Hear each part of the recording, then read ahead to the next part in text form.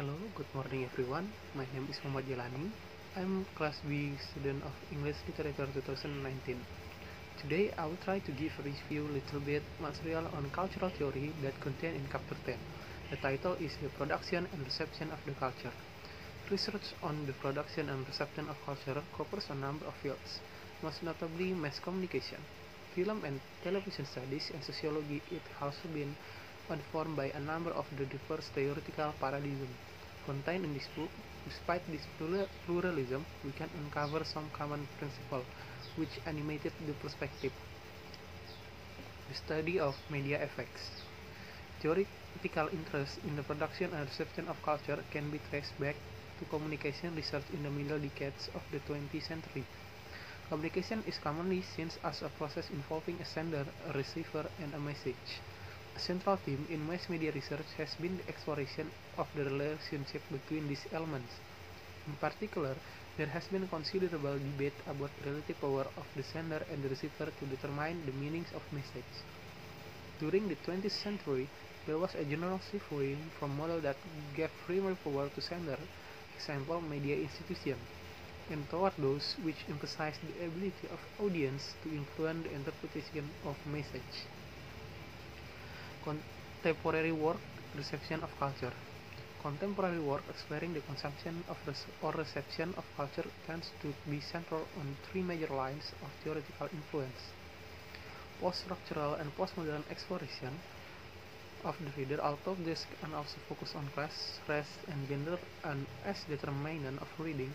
There is a greater emphasis on the autonomy of the individual, as opposed to category of person, to generate their own private meanings. A major concern is with pleasure, play, and fantasy as a response to the text. In addition, analysts have said about deconstructing or modernizing categories of communication research such as text and audience. A typical study here might explore the poetic sexual thrills that both male and female viewers derive from Madonna music video. The production of culture.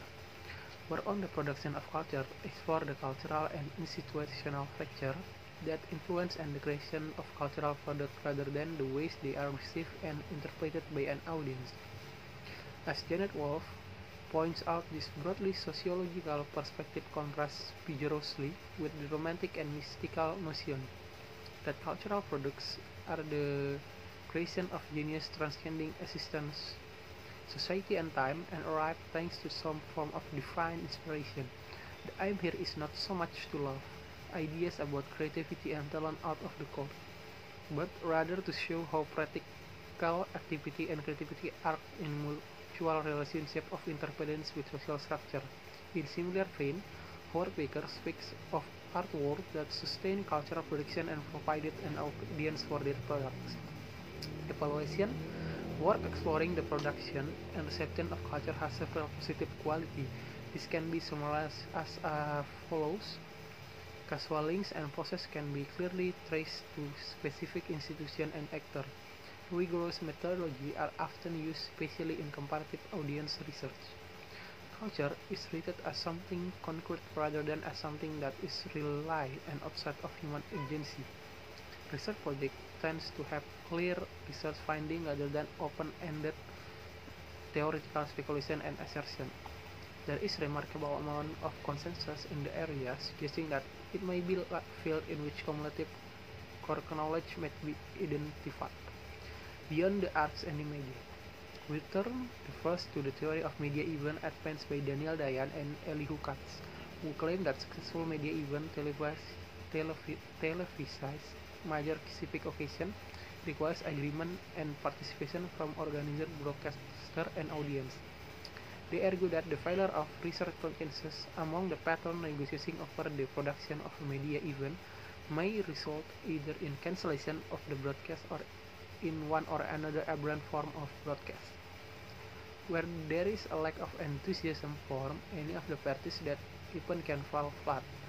This is because the various stakeholders are required to cooperate in maintaining the quality for format genre. Organizer have to put on event which is scripted to ceremonially in a coercive value, whether it's solemn or celebratory mode. Broadcasters have to agree and treat the episode as an event and not just as news. They need to suspend ordinary broadcasting schedule and provide it affirming and referential rather than critical.